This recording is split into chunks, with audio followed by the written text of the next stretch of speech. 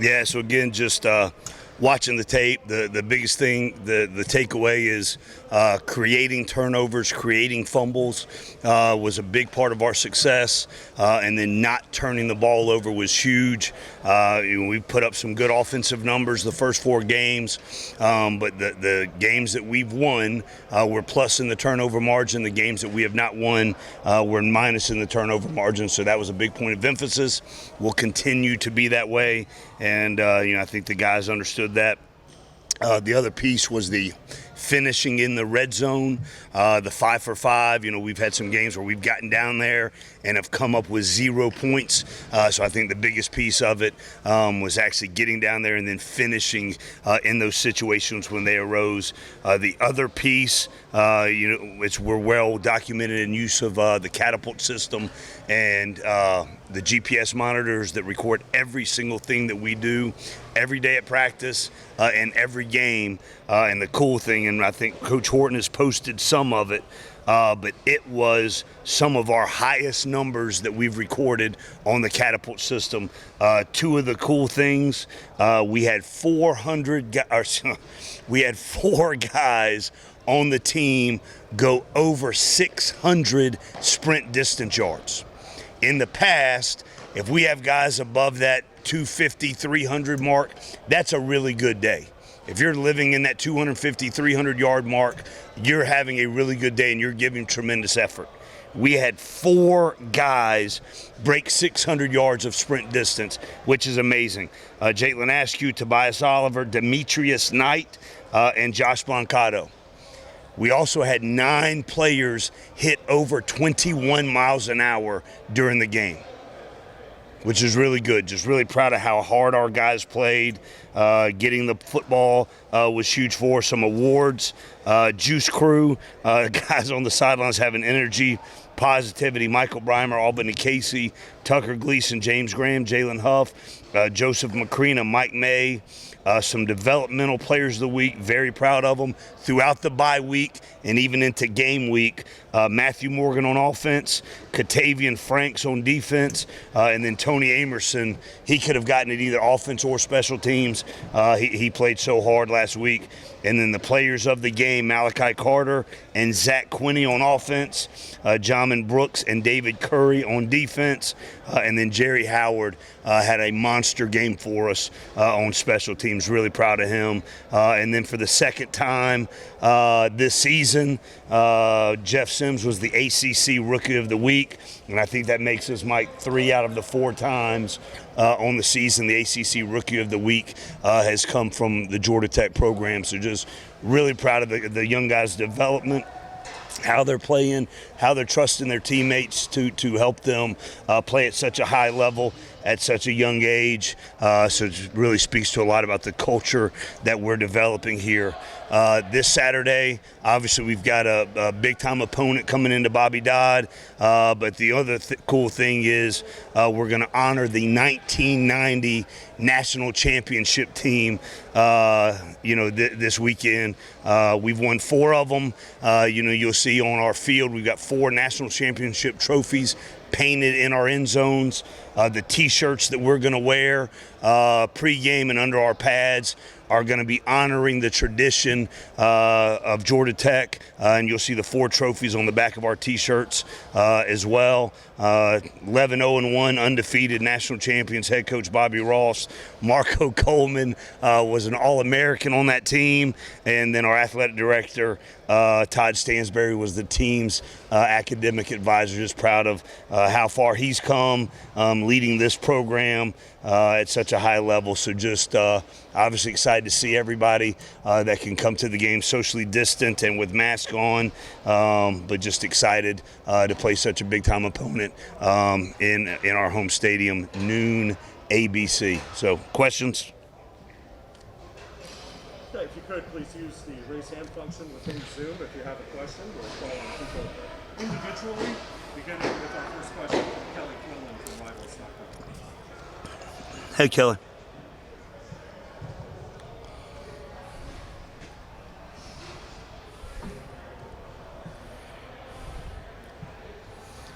Yeah, so it's a little different. Last year First game right out of the box, playing them, great atmosphere, great environment, great talent on both sides of the ball and special teams.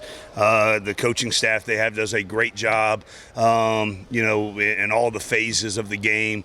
But it goes back to the same thing we say every week is we've got to focus on ourselves. We've got to get better, learn from the things that we did well last Friday night, the things that we did poorly, make sure we're cleaning those up because the margin of error against such great players and coaches is very thin. And so we understand we've got a really good opponent, and we got to prepare at a high level to compete on Saturday. Next question comes from Charles Odom from the Associated Press. Hey, Charles. Hey, Coach. Can you address the challenge for your defense facing the leadership this Clemson offense has with Trevor Lawrence and the running back at the end?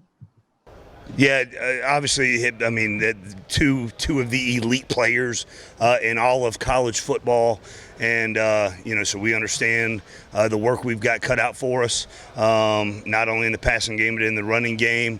It's well documented that they're elite players at their position in all of college football, and we just got to play at a high level as well. Next question comes from Rod McKenzie from 247 Sports. Hey, Rod. Hey, Jeff. Good morning. Hey, how big was the timing of the bye week as far as moving on from Syracuse and making all the corrections you made to have the showing you did against Louisville? Yeah, I think anytime. I mean, the bye weeks, you can't predict when you're going to get them, and you just got to make the most of every opportunity. The thing you learn a lot of times from losses that are some things that were in your control that you didn't take care of, and you end up losing. The focus that our guys had, the attention to detail our coaches had for our guys. Was really good, and the thing that I still go back to is I don't think we handled the opener when we got a big time win on the road. I don't think we handled that very well, but it speaks to the leadership in this organization.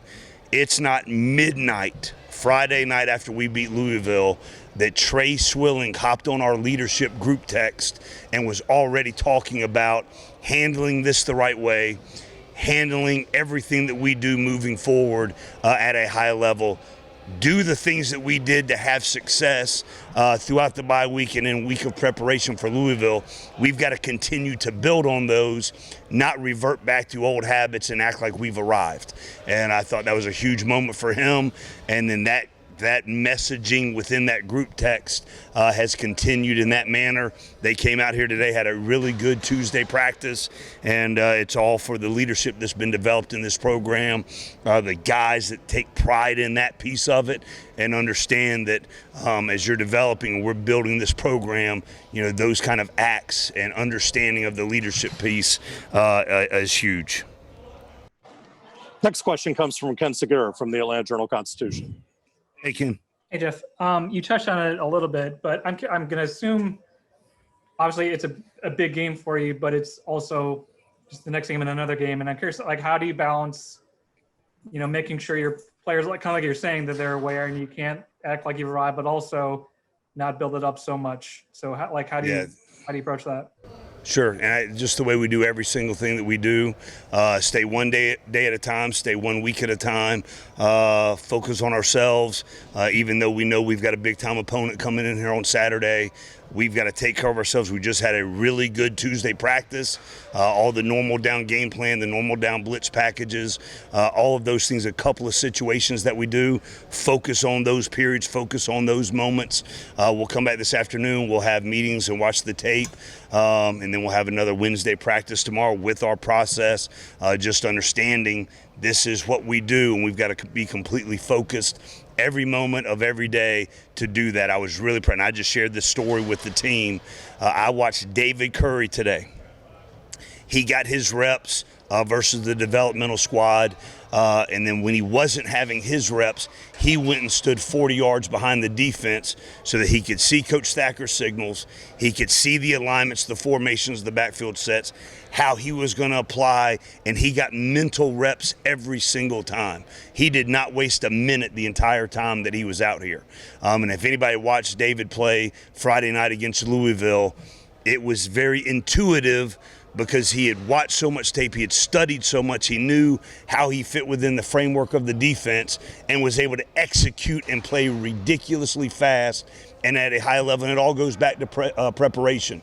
He's developed a process over the last 18 months, and he is doing that at a very high level, and I'm really proud of him. And there's some other guys that are seeing the success that David's having and trying to emulate the little things that DC is doing so well. And so just execute the process, do what we do, and try to improve on it every single week and get ready to play at a high level on Saturday. Another question from the Atlanta Journal-Constitution, this time from Bailey Johnson. Hey, bud. Hey, Jeff. Obviously, Malachi Carter had a big game on Friday. You mentioned he was one of the offensive players of the game. Just wondering how you've seen him develop from last year into this year. Yeah, and I think that kind of goes back to Malachi works so hard. I mean, if you saw his catapult numbers at practice, I mean, they're through the roof every single day. He just goes so hard. Then when he gets to the games, that's just how he's wired to play that way. And, you know, some games he gets a lot of targets and he gets a lot of balls thrown to him. Some games not so much based on the rotation or the coverage or the progression, but he plays so hard every single play. And he had some great catches and he had some big-time moments in the win Friday night. But one of my favorite plays for Malachi was 2 minutes before the half. We throw the little check down to Jameer and pops it for about 40. Two key blocks on that play were Malachi Carter and Amarian Brown, blocking downfield at a high level within the framework of the body and being unbelievable teammates. And you just see Malachi work every single day. The way he comes out here, his attention to detail, his focus, his demeanor, he plays every single play like it's Friday night ESPN, Saturday at noon ABC. It doesn't change for him because that's just the way he's wired. And just really proud of how he's developed. The job Kerry Dixon has done with Malachi, Andrew Thacker, with David Curry, teaching them our process, how to apply it, and to get results and get all the things that come from having an unbelievable work ethic and an unbelievable process. But yeah, Malachi played really good. Really, really proud of him. Next question is another one from Charles Odom from the Associated Press. Hey, Charles. Hey, you spoke Saturday about how this team has a chance to be really good in the present, and taking into account, you know, the rebuild job that you faced starting last year, you've referenced so many times. Do you find yourself thinking that you're ahead of the schedule that you expected to be at? Yeah, I don't get too caught up on that. I'm just focused on where we are right now as a team, where we are right now as a program, how we can improve every single day. I don't worry about the benchmarks that I think outside people do. I see where we are. I see ways we can improve every single day. And it's a relentless battle to attack all of those things.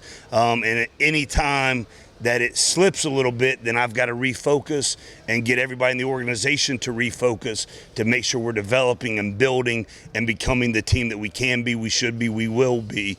I have high expectations. I know what the end result is going to be, but then at some point, there's going to be another step we're going to have to take, and it's just the building blocks that come with it. And I'm blessed to be around such amazing people every single day that share the vision, that want to be great at what they do, that want to be the best that they can every single day, and they inspire others and they work together toward that end. And so that's what we're trying to do every single day. It's a relentless pursuit to be as good as we can possibly be. And, you know, we've got some really good talent that we're blessed to coach right now, and some young talent that we're developing at a high level. But just really proud of the guys. Another question from Kelly Quinlan from Rivals. Coach, can you talk a little bit about Antonius and now you have Jordan Dominic and Antonius pushing and how much that helps your kind of makeshift D-line that's still not really what you probably thought it would be going into the season in terms of personnel? Yeah, so they just want to make a announcement. So Sylvain was playing at a really high level for us. Sylvain's going to be out for the season, and so just really sad for him, but excited about his future.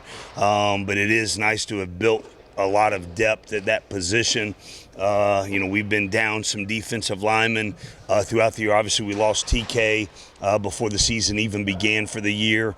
But just the way Larry Knight and Marco Coleman have developed that unit is so much more improved than at any point last year. Just the understanding of the scheme, understanding of our fundamentals, understanding of technique, understanding how we play the game along the front, and then to have been able to develop guys like Curtis Ryans. Antonius is playing really, really well. Jordan Dominic, Chico Bennett. And then we got some young guys. Jared Ivey, Kyle Kennard have been playing. Emmanuel Johnson. So that's 3 true freshmen that have been playing. Akilo Stone has been playing. And I think the way we rotate our defensive line is the big guys can get worn down if you're asking them to play 60, 70 plays a game. We don't do that with our guys. We keep fresh guys in, rolling, so they know they can play at a high level.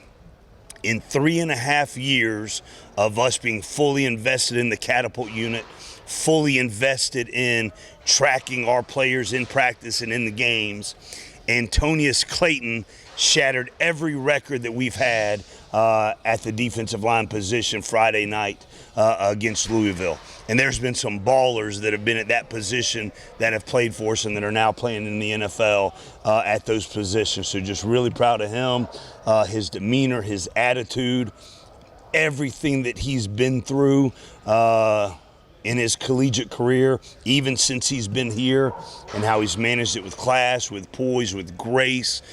Been a great teammate, is turning into a great leader in this program, and just really, I've known him since he's 16 years old, and the man that Antonius Clayton has become and is even growing into even more and more. I can't say enough. There's not enough time on this call to explain how proud I am of Antonius. Okay, we've got time for a couple more for Coach Collins. We'll start the first one from Ken Segura from the AJC, and then we'll wrap up with Rod McKenzie from 247 Sports.